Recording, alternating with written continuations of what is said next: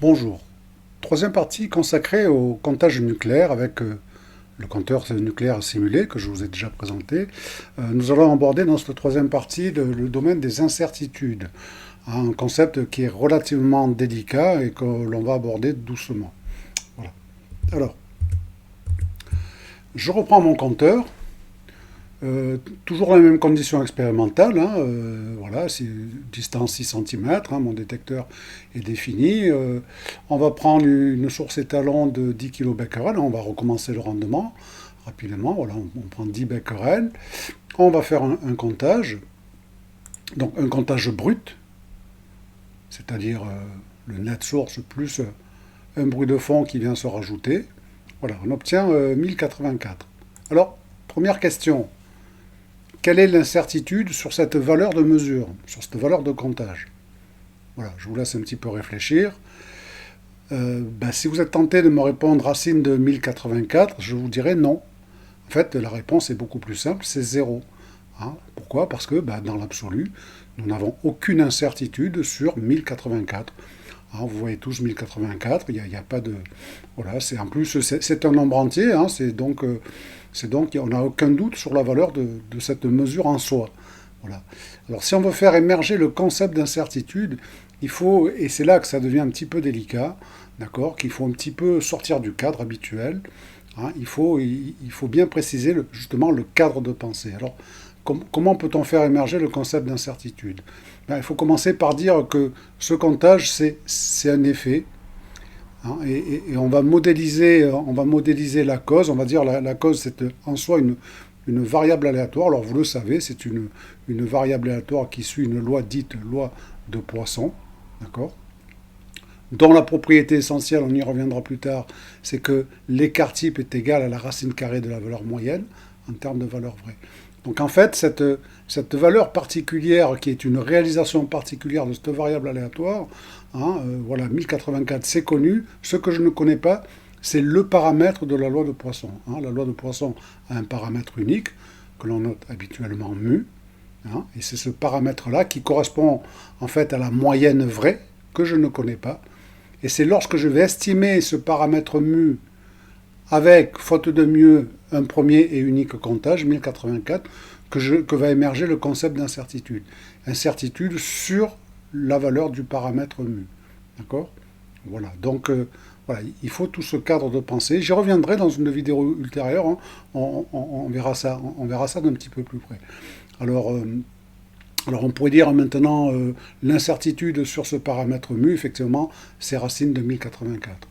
Et ça fait je ne sais combien. Ensuite, donc on va continuer. On va faire maintenant une mesure de bruit de fond. Voilà, toujours pendant 10 secondes. Là encore, la valeur que l'on va obtenir, c'est une réalisation particulière d'une variable aléatoire, hein, sous-tendue par un mu bruit de fond vrai que l'on ne connaît pas.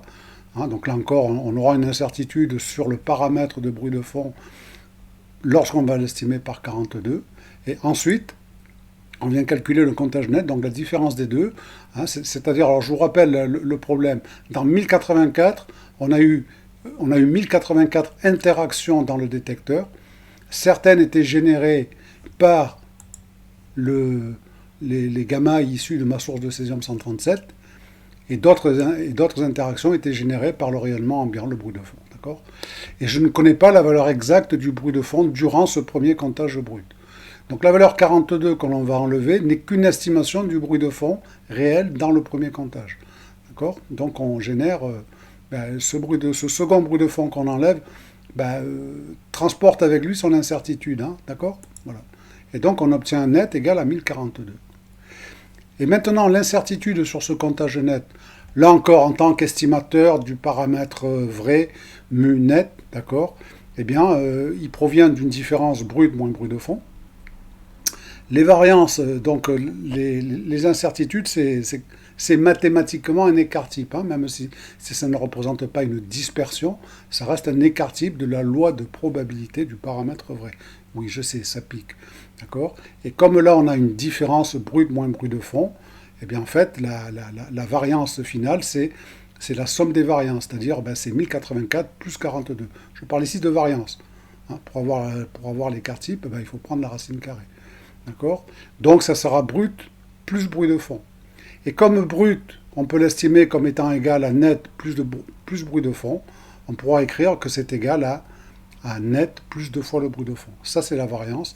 Et donc l'incertitude, on met la racine carrée. Et là, on obtient voilà, une formule qu'il faut absolument connaître.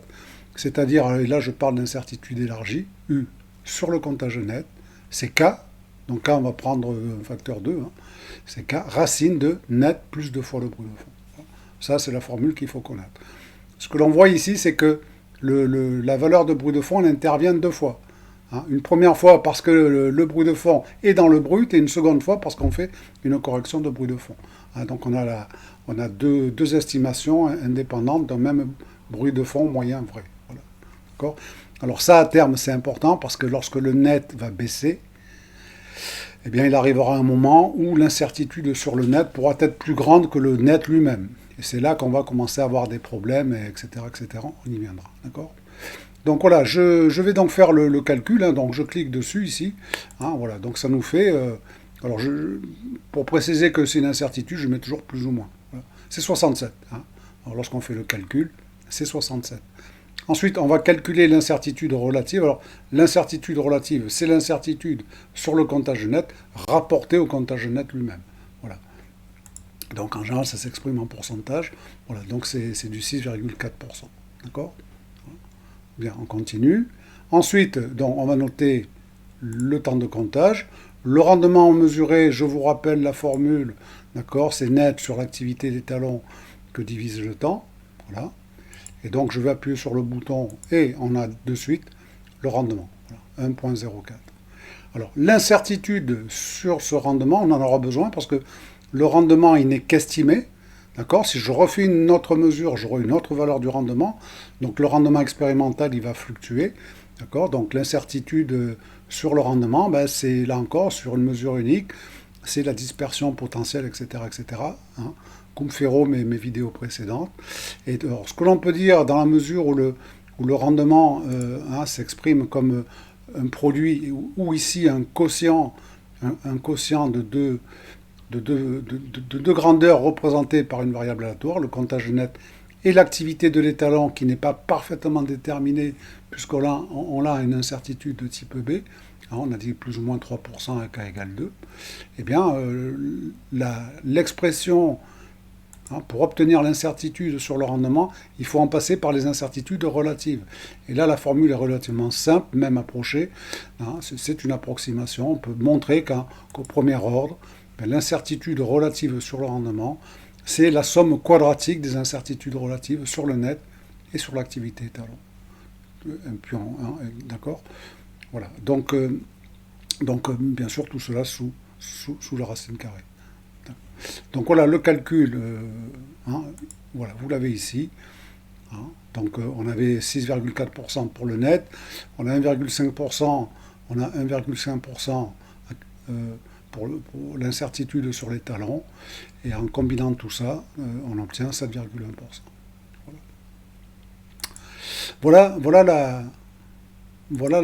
première, les premiers éléments sur les incertitudes relatifs à la phase d'étalonnage du rendement. D'accord ? Maintenant, on va pouvoir passer à la mesure d'échantillon. On va commencer par un premier échantillon qui est ici. Bien sûr, on le mesure toujours à la même distance. On fait l'hypothèse que c'est du césium-137. Je vous rappelle que si c'était un autre radionuclide, le rendement serait selon toute vraisemblance différent. Bon, on sait que l'on mesure du césium-137 s'il y a quelque chose. D'accord ? Et donc, on relance un comptage brut. Alors, je vous rappelle qu'on n'est pas obligé d'avoir le même temps de mesure. Hein. Le rendement est indépendant du temps. Voilà. Donc, on relance.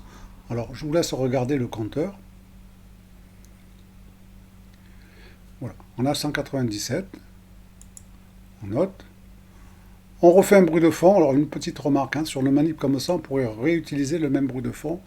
Mais comme c'est une variable aléatoire, il vaut mieux la rejouer. Hein, sinon, on transforme une variable aléatoire susceptible de générer des incertitudes. On transforme ça en écart constant, c'est-à-dire un biais. Donc, il est préférable de rejouer le bruit de fond. Donc, on va rejouer le bruit de fond. Voilà.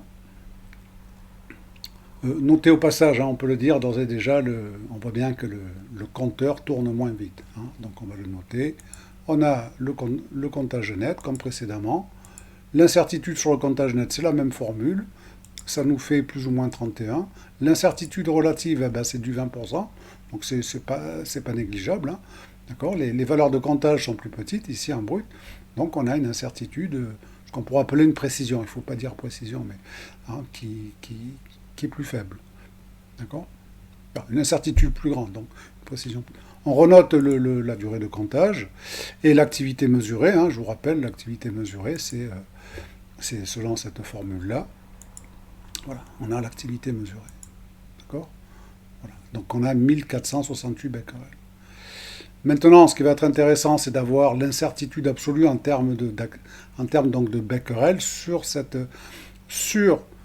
valeur de mesure en tant qu'estimateur de la valeur vraie contenue dans l'échantillon 1. Hein, c'est toujours la même démarche intellectuelle. D'accord. J'ai une valeur de mesure, elle vaut ce qu'elle vaut. D'accord. Maintenant, eh bien, je vais m'en servir pour estimer, pour revenir à la cause.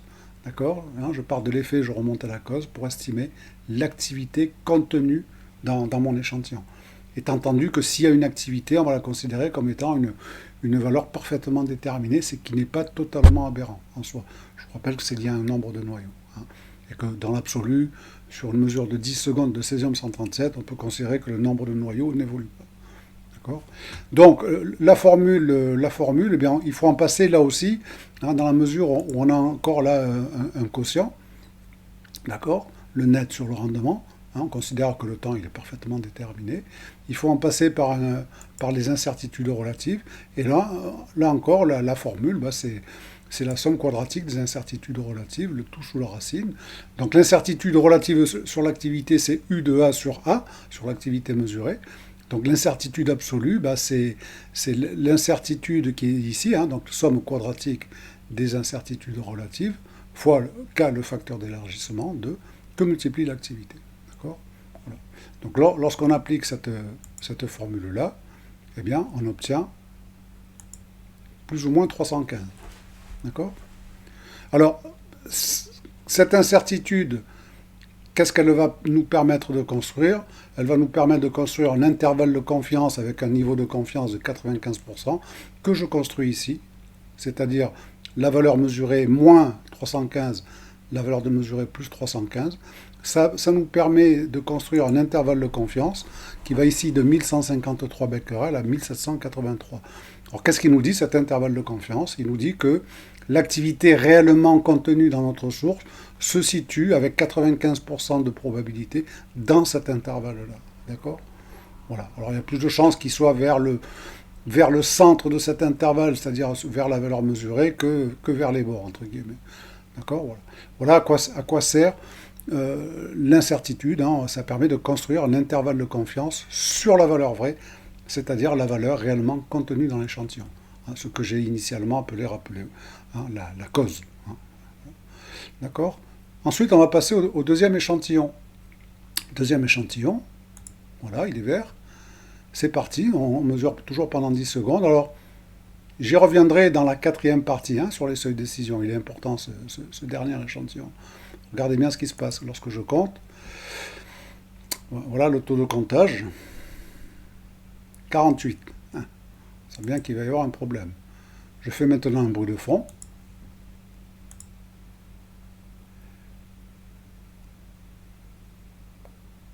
48. Ah. Alors, je peux faire avec. Hein.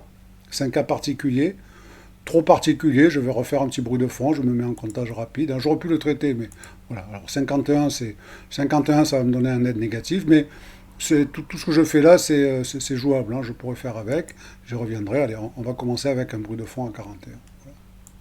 D'accord. On va refaire après. Voilà.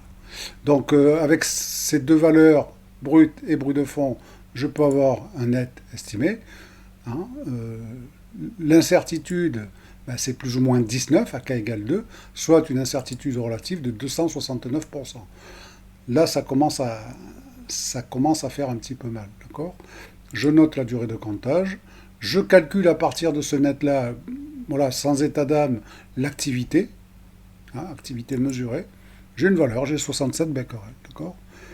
Et maintenant, si je calcule l'incertitude absolue sur ces 67 becquerels, je trouve plus ou moins 181. Alors, je peux tout à fait légitimement construire un intervalle de confiance avec cette incertitude-là. Hein, si je construis mon intervalle de confiance, j'obtiens un intervalle de confiance qui va de moins 114 becquerels jusqu'à 248 becquerels, d'accord, valeur maximum. Alors, on sent bien que cet intervalle de confiance, il nous pose un problème, puisqu'il a une partie qui se promène dans le négatif.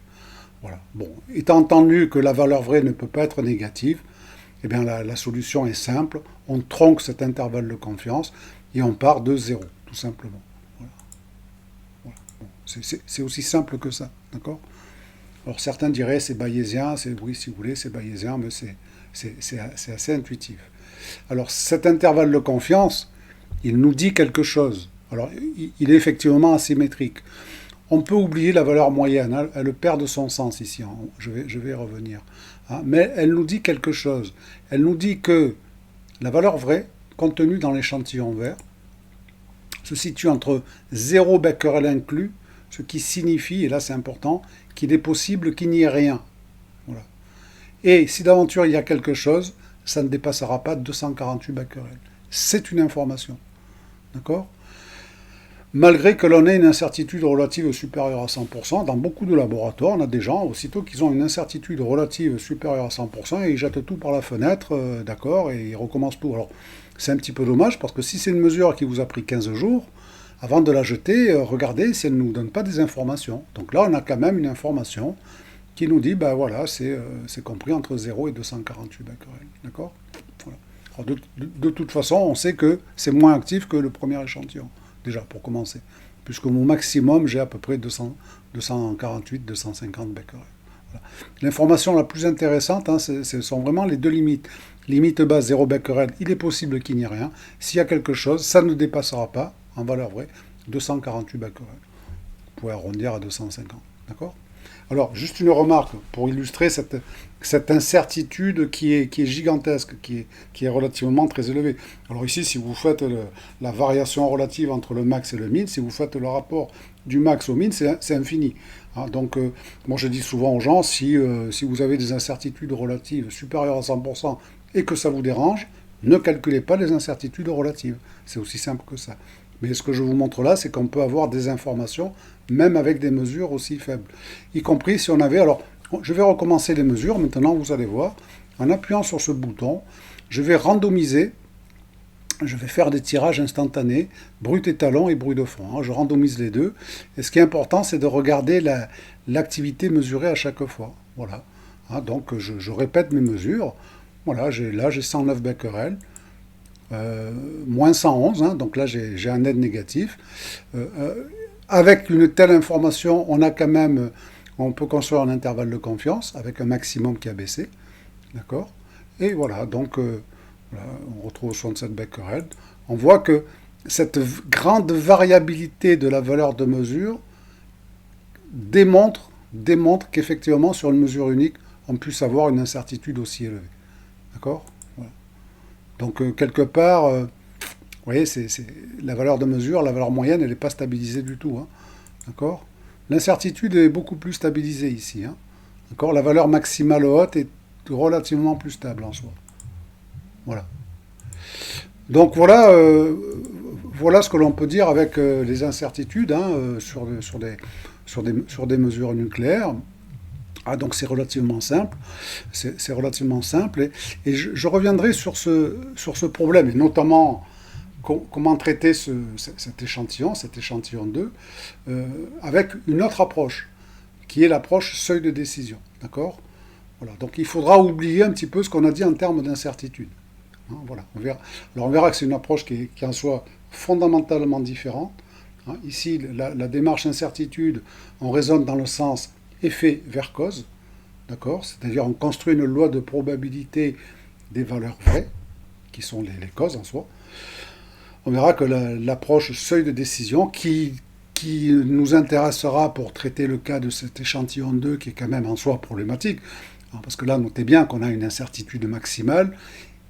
On ne sait même pas si l'échantillon est radioactif ou pas. Voilà, donc c'est difficile d'avoir une incertitude plus élevée. Hein. Donc on verra que l'approche seuil des décisions, elle se fait dans le sens effet vers cause. Donc elle est en soi fondamentalement différente. Donc il faudra oublier l'approche incertitude, mais on verra qu'on arrive à des conclusions fort heureusement similaires. Voilà, eh bien je vous remercie, et puis à bientôt pour la partie seuil de décision.